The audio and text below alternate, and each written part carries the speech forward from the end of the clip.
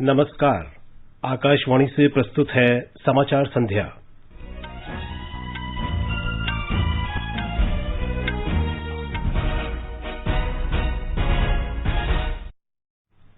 प्रधानमंत्री नरेंद्र मोदी कल 2 दिन की बांग्लादेश की यात्रा पर रवाना होंगे।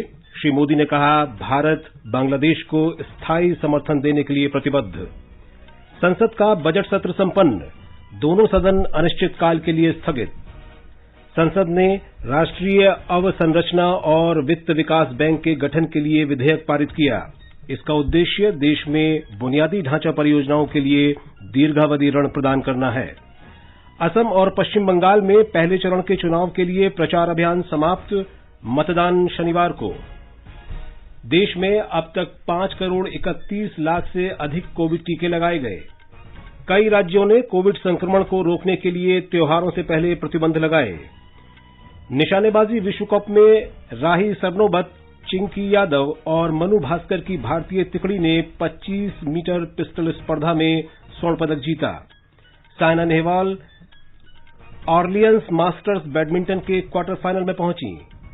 टोक्यो ओलंपिक खेलों के लिए ओलंपिक टॉर्च रिले आज जापान के फुकुशिमा शहर से शुरू हुई और भारत और इंग्लैंड के बीच दूसरा एकदिवसीय क्रिकेट मैच कल पुणे में खेला जाएगा।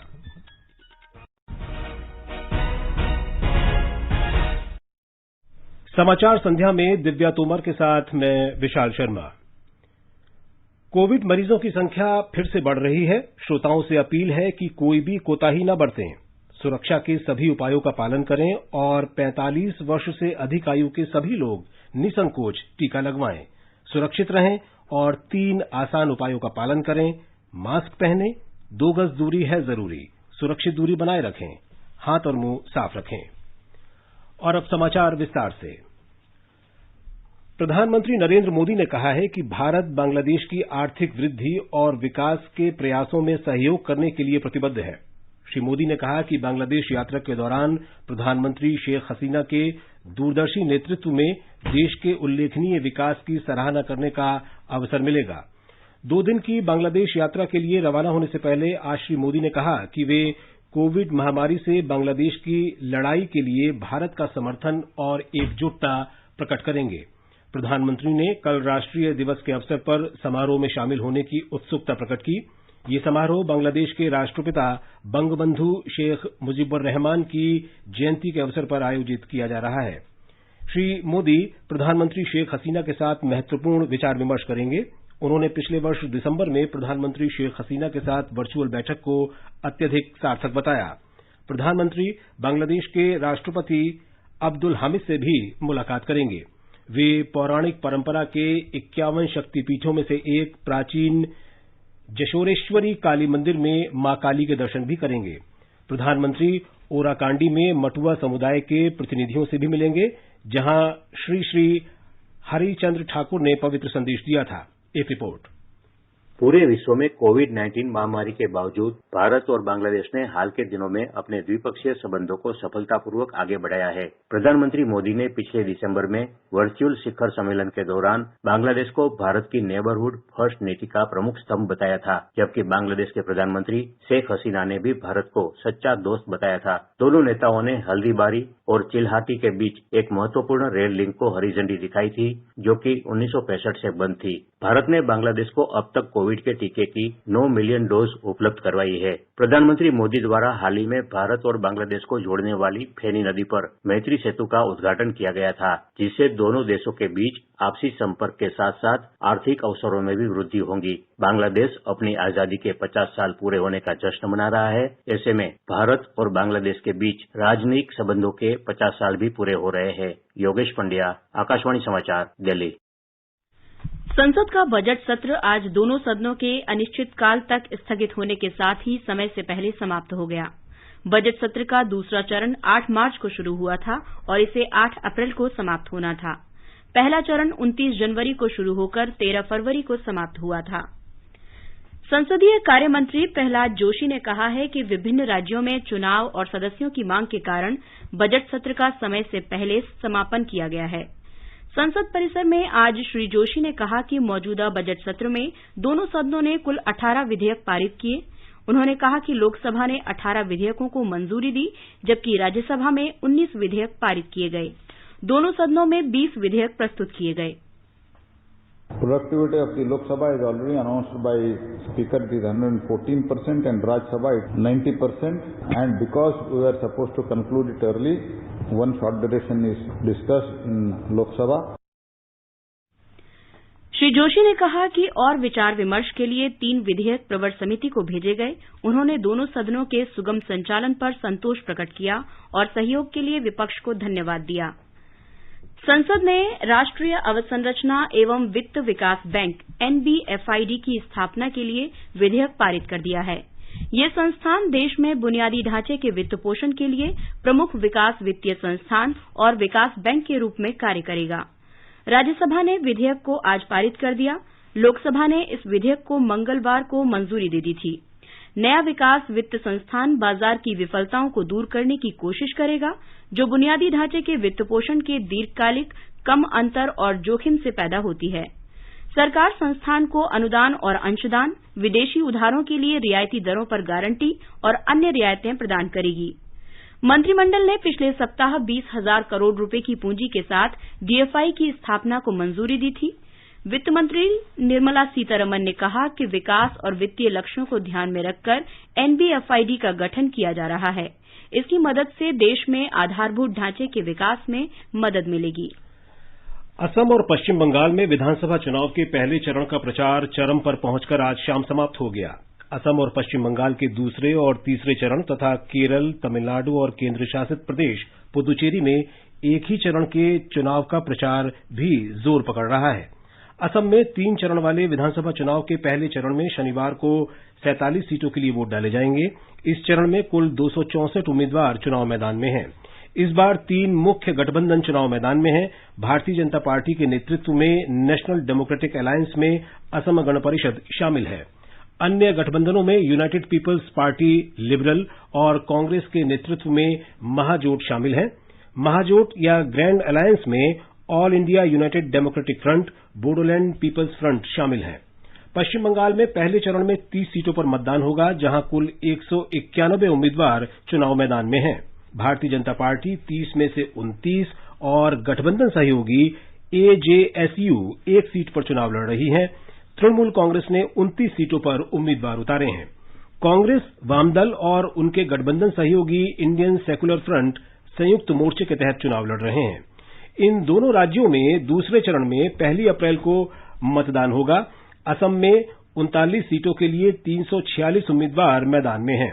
पश्चिम बंगाल में 30 सीटों पर कुल 171 उम्मीदवार चुनाव लड़ रहे हैं।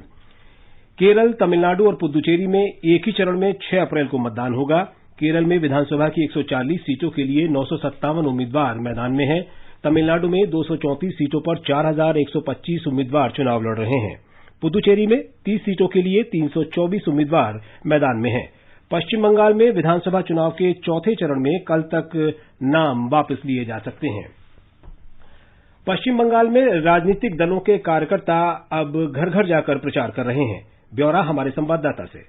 पहले चरण के चुनाव प्रचार के अंतिम दिन आज भारतीय जनता पार्टी, तृणमूल कांग्रेस तथा संयुक्त मोर्चा ने अपनी पूरी ताकत झोंक दी। इन सीटों पर आज विभिन्न पार्टियों की बड़ी जनसभाएं हुई। भाजपा, तृणमूल कांग्रेस और संयुक्त मोर्चा के नेता अपने भाषणों में विकास को मुख्य मुद्दा बना रहे हैं। इन सीटों पर बहुसंख्यक जनजाति मतदाता होने के कारण पिछड़े इलाकों में पानी, शिक्षा और स्वास्थ्य जैसी मूलभूत सुविधाएं मुहैया कराने की बात प्रमुखता से हो रही है। ज्यादातर नेता अपने भाषणों में क्षेत्र में निवेश लाने, युवाओं के लिए रोजगार के अवसर पैदा करने, महिलाओं को नौकरी व अन्य सुविधाएं देने तथा कानून व्यवस्था की स्थिति में सुधार करने पर जोर दे रहे हैं। जितेंद्र द्विवेदी, आकाशवाणी समाचार, मेदिनीपुर, पश्चिम बंगाल। भाजपा के वरिष्ठ नेता और गृह मंत्री अमित शाह ने कहा है कि अगर पश्चिम बंगाल में भाजपा की सरकार बनती है तो राज्य के औद्योगिकरण और रोजगार प्रदान के प्रयास किए जाएंगे। आज पुरुलिया में एक जनसभा में श्री शाह ने कहा कि राज्य सरकार की गलत नीतियों और कानून व्यवस्था की खराब स्थिति के कारण राज्य में औद्योगिक विकास नहीं हो पाया है। उन्होंने कहा कि अगर राज्य में भाजपा सत्ता में आती है तो अगले 5 वर्षों में हर परिवार से कम एक व्यक्ति को रोजगार दिया जाएगा। पश्चिम बंगाल में पहले चरण से ठीक पहले निर्वाचन आयोग ने अपर पुलिस महानिदेशक सहित भारतीय प्रशासनिक सेवा और भारतीय पुलिस सेवा के 5 अधिकारियों के स्थानांतरण का आदेश दिया है। राज्य सरकार को जारी निर्देश में निर्वाचन आयोग ने कहा कि चुनाव समाप्त होने तक इन अधिकारियों को चुनाव संबंधी ड्यूटी पर न लगाया जाए। असम के मुख्य चुनाव अधिकारी नितिन खड़े ने कहा है कि शनिवार को विधानसभा चुनाव के पहले चरण में शांतिपूर्ण और सुगम मतदान के लिए सभी कदम उठाए गए हैं। इस बीच पुलिस महानिरीक्षक दीपक केडिया ने कहा है कि शांतिपूर्ण मतदान सुनिश्चित करने के लिए सभी आवश्यक सुरक्षा इंतजाम किए गए हैं। उन्होंने मतदाताओं से निडर होकर मताधिकार का उपयोग करने का आग्रह किया। केंद्र शासित प्रदेश पुदुचेरी में राजनीतिक दलों के उम्मीदवारों ने घर घर जाकर और खुली जीप में चुनाव प्रचार शुरू कर दिया है। मतदान में केवल 11 दिन बचे हैं। एनडीए पुदुचेरी में विकास और परिवर्तन के लिए वोट मांग रहा है। कांग्रेस के नेतृत्व में secular democratic alliance SDA Congress की सरकार गिराने के मुद्दे पर जनता का समर्थन हासिल करने का प्रयास कर रहा है। झारखंड में मधुपुर विधानसभा सीट के 17 अप्रैल को होने वाले उपचुनाव के लिए आज नामांकन पत्र भरे गए। परिणामों की घोषणा 2 मई को होगी। मधुपुर विधानसभा सीट राज्य के पूर्व मंत्री हाजी हुसैन अंसारी के निधन से खाली हुई है। ब्यौरा हमारी संवाददाता से।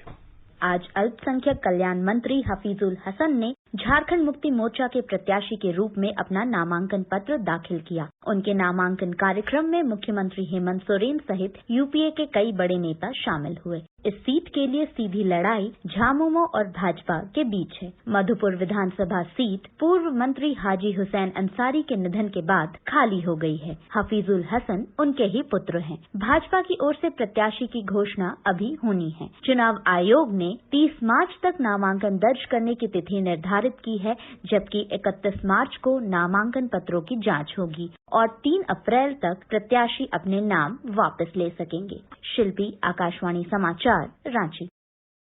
केंद्र ने राज्यों और केंद्र शासित प्रदेशों को बढ़ते कोरोना संक्रमण के मद्देनजर होली, शबे बारात, बिहू, ईस्टर और ईद उल फितर के समारोहों के दौरान बड़ी संख्या में लोगों के एकत्र होने पर प्रतिबंध लगाने का सुझाव दिया है। स्वास्थ्य मंत्रालय में अपर सचिव आरती आहूजा ने इस संबंध में राज्यों और केंद्र शासित प्रदेशों के मुख्य सचिवों और प्रशासकों को पत्र लिखा है। उन्होंने कहा कि कोविड महामारी को फैलने से रोकने के लिए विभिन्न मानक संचालन प्रक्रियाओं के कड़ाई से पालन करने में इस समय कोई भी कोताही अब तक की उपलब्धि पर पानी फेर सकती है।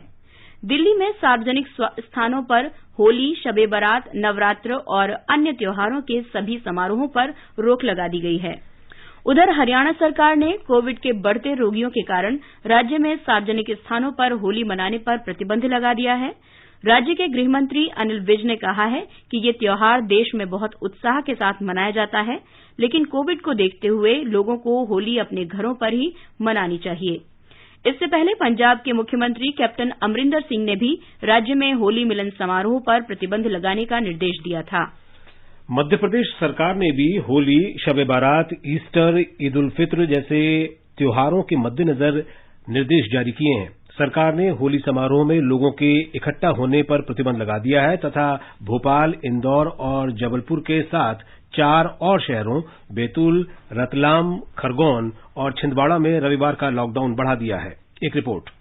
मुख्यमंत्री शिवराज सिंह चौहान ने कहा है कि राज्य में कोरोना के बढ़ते मामलों को देखते हुए सतर्कता बरतनी आवश्यक है। श्री चौहान ने कहा कि होली के त्योहार को घरों तक सीमित रखते हुए मेरी होली मेरे घर के सिद्धांत का पालन करना आवश्यक है। पूरे राज्य में पारंपरिक गैर, मेला, जल समारोह सहित अन्य सार्वजनिक कार्यक्रमों पर प्रतिबंध लगाया गया है। चिकित्सा शिक्षा मंत्री विश्वास सारंग ने कहा कि सभी सार्वजनिक आयोजन प्रतिबंधित है। हर जिले में संकट प्रबंधन समिति भीड़भाड़ वाले समारोहों पर विचार विमर्श करेगी, साथ ही धर्मगुरुओं और प्रमुख नागरिकों के साथ बैठक करेगी। पूजा पीवर्धन, आकाशवाणी समाचार, Bhopal. School of tropical medicine Kolkata के डॉक्टर शाम्बो सम्राट समझदार ने कोविड के मद्देनजर होली खेलते समय सभी एहतियाती उपायों का पालन करने को कहा है।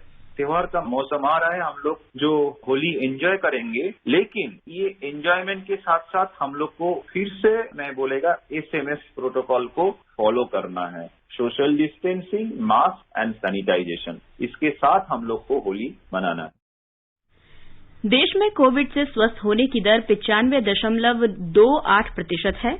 कल एक दिन में 26,000 से अधिक लोग कोविड से ठीक हुए।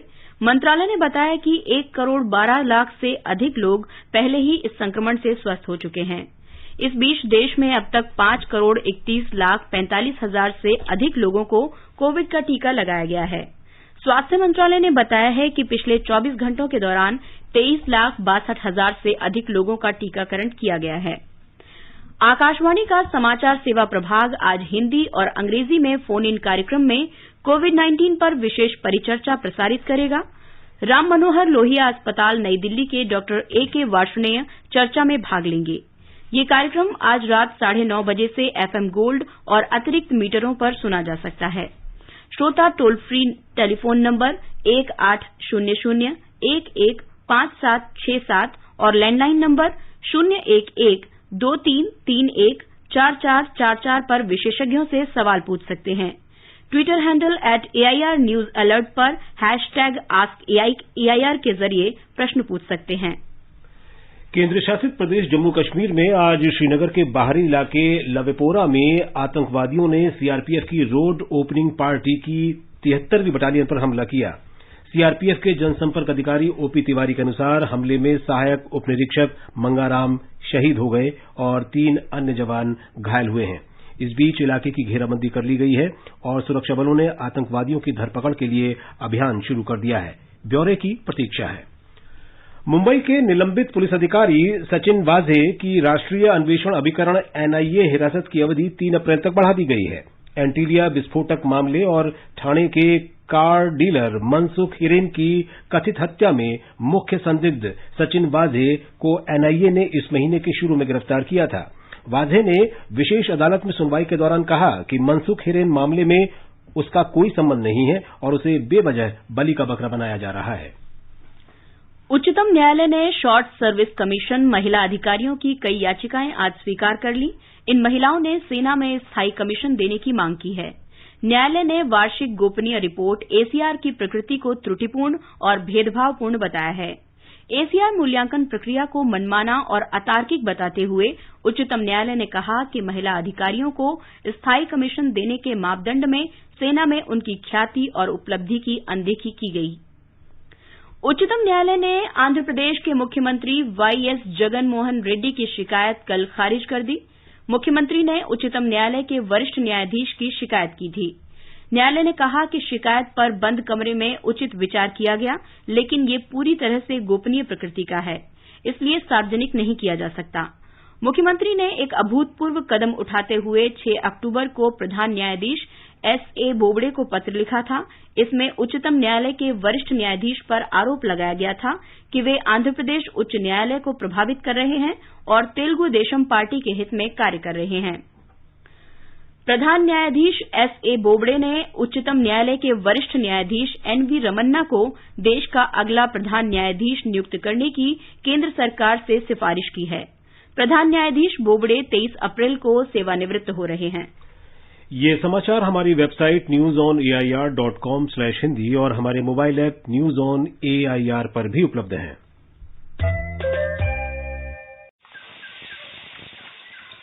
सुनिए, जल्दी गैस बंद कीजिए। कुकर में सीटी आ गई है, उतार लीजिए। अरे रुको, आराम से उतारेंगे। हमारे हाथों के जादू पे कुकर भी तो सीटियां मारे। जल्दी उतारोगे तभी दाल बनेगी, वरना हलवा बन जाएगा। यही बात HIV पॉजिटिव माँ के बच्चे की HIV से सुरक्षा के लिए भी लागू है। मतलब समय पे जांच और दवा दी जाए तो HIV पॉजिटिव माँ का बच्चा भी HIV मुक्त हो सकता है। क्या सचमुच? बिल्कुल। माँ यदि HIV पॉजिटिव है तो बच्चे का जन्म अस्पताल में, जन्म से ही HIV सुरक्षा सेवाओं की मांग और 6 हफ्ते से 2 महीने के बीच में बच्चे की पहली HIV जांच सुनिश्चित करना बेहद जरूरी है। सरकारी अस्पताल में HIV की जांच एवं इलाज गुप्त और मुफ्त। समय का मोल HIV पे कंट्रोल। अधिक जानकारी के लिए नेशनल टोल फ्री हेल्पलाइन 1097 पर संपर्क करें। स्वास्थ्य एवं परिवार कल्याण मंत्रालय, भारत सरकार द्वारा जनहित में जारी। समाचार संध्या में आपका फिर स्वागत है। आगे बढ़ने से पहले मुख्य समाचारों पर एक नजर। प्रधानमंत्री नरेंद्र मोदी कल 2 दिन की बांग्लादेश यात्रा पर रवाना होंगे। श्री मोदी ने कहा, भारत बांग्लादेश को स्थायी समर्थन देने के लिए प्रतिबद्ध। संसद का बजट सत्र संपन्न, दोनों सदन अनिश्चितकाल के लिए स्थगित। संसद ने राष्ट्रीय अवसंरचना और वित्त विकास बैंक के गठन के लिए विधेयक पारित किया। इसका उद्देश्य देश में बुनियादी ढांचा परियोजनाओं के लिए दीर्घावधि ऋण प्रदान करना है। असम और पश्चिम बंगाल में पहले चरण के चुनाव के लिए प्रचार अभियान समाप्त, मतदान शनिवार को। देश में अब तक 5 करोड़ 31 लाख से अधिक कोविड टीके लगाए गए। कई राज्यों ने कोविड संक्रमण को रोकने के लिए त्योहारों से पहले प्रतिबंध लगाए। निशानेबाजी विश्व कप में राही सरनोबत, चिंकी यादव और मनु भाकर की भारतीय टुकड़ी ने 25 मीटर पिस्टल स्पर्धा में स्वर्ण पदक जीता। सायना नेहवाल और Kidambi Srikanth Orleans Masters badminton के क्वार्टर फाइनल में पहुंचे। टोक्यो ओलंपिक खेलों के लिए ओलंपिक टॉर्च रिले आज जापान के फुकुशिमा शहर से शुरू हुई और भारत और इंग्लैंड के बीच दूसरा एकदिवसीय क्रिकेट मैच कल पुणे में खेला जाएगा।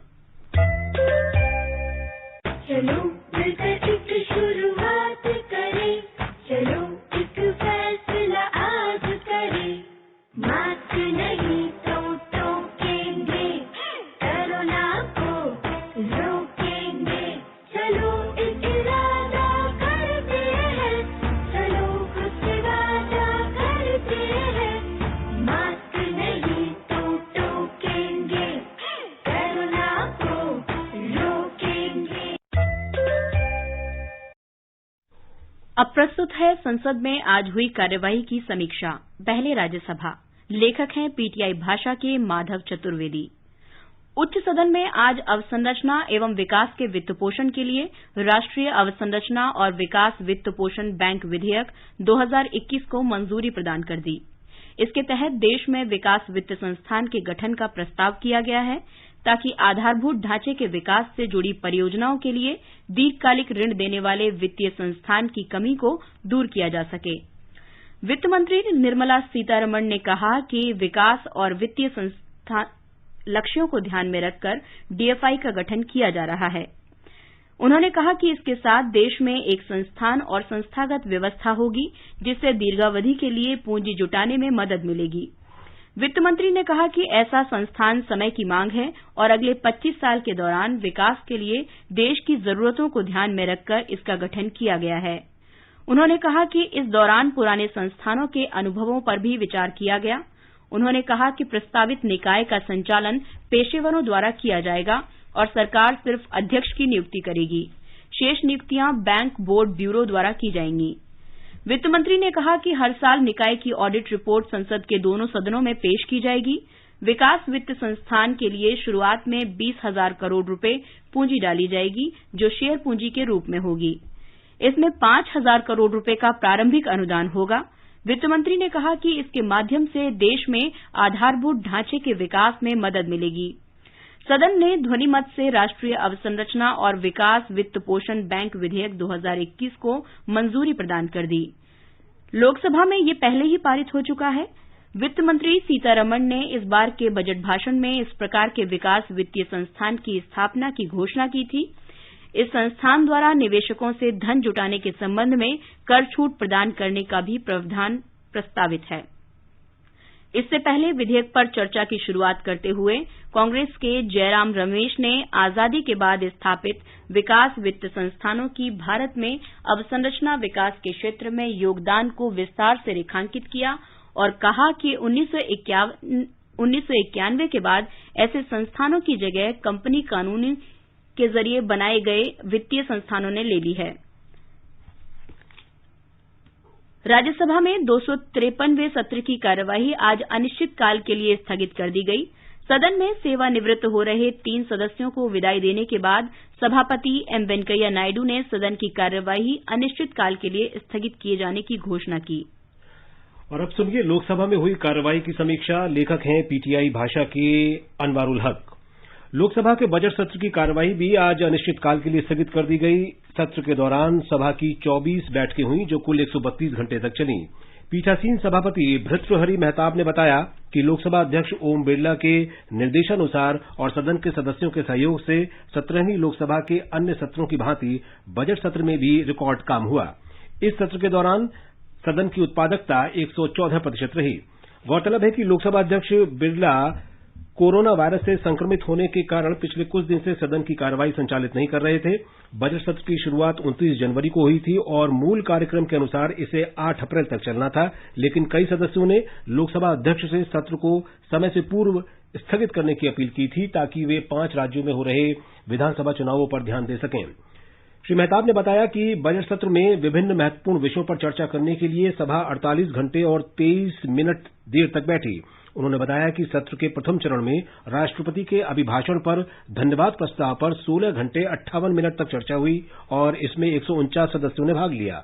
प्रधानमंत्री द्वारा धन्यवाद प्रस्ताव के उत्तर के बाद सभा ने प्रस्ताव को सर्वसम्मति से स्वीकृत किया। 1 फरवरी 2021 को पेश किए गए केंद्रीय बजट पर 14 घंटे और 42 मिनट तक चर्चा हुई, जिसमें कुल 146 सदस्यों ने भाग लिया। इस सत्र में 17 सरकारी विधेयक पेश किए गए और इनमें कुछ विधेयक पारित किए गए। अभी आप संसद में हुई आज की कार्रवाई की समीक्षा सुन रहे थे। ये समाचार आकाशवाणी से प्रसारित किए जा रहे हैं। ताजा समाचार जानने के लिए आप हमारे Twitter handle @AIR News Hindi को फॉलो कर सकते हैं। भाभी जल्दी छतरी दो, बारिश शुरू हो गई है। अरे झमाझम तो बरसने दो।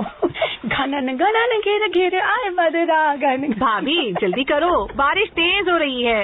अरे तो मजे लो ना सरिता, टिप टिप बरसा पानी। हद है भाभी, मैं भीग जाऊंगी। फिर भी आप देर कर रही हो छाता लाने में। हाँ, ताकि तुम्हें समझ आए कि देर करना बिल्कुल ठीक नहीं, चाहे बारिश से बचना हो या अपने होने वाले बच्चे की सुरक्षा के लिए अपनी HIV जांच करवाना हो। गर्भावस्था के पहले 3 महीनों के अंदर जल्द से जल्द HIV जांच जरूर कराएं, ताकि शिशु को HIV संक्रमण से बचाया जा सके और माँ और शिशु एक स्वस्थ और लंबी जिंदगी जी सके। सरकारी अस्पताल में HIV की जांच एवं इलाज गुप्त और मुफ्त। समय का मोल, HIV पे कंट्रोल। अधिक जानकारी के लिए नेशनल टोल फ्री हेल्पलाइन 1097 पर संपर्क करें। स्वास्थ्य एवं परिवार कल्याण मंत्रालय, भारत सरकार द्वारा जनहित में जारी। ये आकाशवाणी है। दिल्ली में निशानेबाजी विश्व कप में भारत ने 25 मीटर पिस्टल महिला टीम स्पर्धा में स्वर्ण पदक जीत लिया है। चिंकी यादव, राही सरनोबत और मनु भाकर की भारतीय तिकड़ी ने फाइनल में पोलैंड को पराजित किया। भारत की अंजुम मोदगिल, गायत्री और श्रेया सक्सेना की टीम ने 50 मीटर राइफल 3 पोजीशन महिला टीम स्पर्धा में रजत पदक जीता। पदक तालिका में भारत 10 स्वर्ण, 6 रजत और 5 कांस्य पदक सहित कुल 21 पदक लेकर शीर्ष पर है। साइना नेहवाल, ईरा शर्मा और Kidambi Srikanth Orleans Masters badminton tournament के सिंगल क्वार्टर फाइनल में पहुंच गए हैं। पेरिस में प्री क्वार्टर फाइनल में साइना ने फ्रांस की मैरी बैटोमिन को और ईरा ने बुल्गारिया की मारिया मित्सोवा को पराजित किया। श्रीकांत ने मलेशिया के चियान जून वेल को हराया। महिला डबल्स में अश्विनी पोनप्पा और एन सिक्की रेड्डी भी क्वार्टर फाइनल में पहुंच गई हैं। टोक्यो ओलंपिक 2020 के लिए जापान के फुकुशिमा से 121 दिन तक चलने वाली मशाल रिले की आज शुरुआत हुई। कोरोना महामारी के कारण ओलंपिक मशाल रिले समारोह में आम लोगों को शामिल नहीं किया गया। और भारत और इंग्लैंड के बीच दूसरा 1 दिवसीय मैच कल पुणे में खेला जाएगा। 3 मैचों की श्रृंखला में भारत पहला मैच जीतकर 1-0 से आगे है। आकाशवाणी से मैच का आंखों देखा हाल दिन में 1:30 बजे से FM रेनबो और अतिरिक्त मीटरों पर प्रसारित किया जाएगा। और अंत में मुख्य समाचार एक बार फिर। प्रधानमंत्री नरेंद्र मोदी कल 2 दिन की बांग्लादेश की यात्रा पर रवाना होंगे। श्री मोदी ने कहा, भारत बांग्लादेश को स्थायी समर्थन देने के लिए प्रतिबद्ध। संसद का बजट सत्र संपन्न, दोनों सदन अनिश्चितकाल के लिए स्थगित। संसद ने राष्ट्रीय अवसंरचना और वित्त विकास बैंक के गठन के लिए विधेयक पारित किया। इसका उद्देश्य देश में बुनियादी ढांचा परियोजनाओं के लिए दीर्घावधि ऋण प्रदान करना है। असम और पश्चिम बंगाल में पहले चरण के चुनाव के लिए प्रचार अभियान समाप्त, मतदान शनिवार को। देश में अब तक 5 करोड़ 31 लाख से अधिक कोविड टीके लगाए गए। कई राज्यों ने कोविड संक्रमण को रोकने के लिए त्योहारों से पहले प्रतिबंध लगाए। निशानेबाजी विश्व कप में राही सरनोबत, चिंकी यादव और मनु भाकर की भारतीय तिकड़ी ने 25 मीटर पिस्टल स्पर्धा में स्वर्ण पदक जीता। साइना नेहवाल और Kidambi Srikanth Orleans Masters badminton के क्वार्टर फाइनल में पहुंचे। टोक्यो ओलंपिक खेलों के लिए ओलंपिक टॉर्च रिले आज जापान के फुकुशिमा शहर से शुरू हुई और भारत और इंग्लैंड के बीच दूसरा 1 दिवसीय क्रिकेट मैच कल पुणे में खेला जाएगा। इसके साथ ही समाचार संध्या का ये अंक समाप्त हुआ। नमस्कार।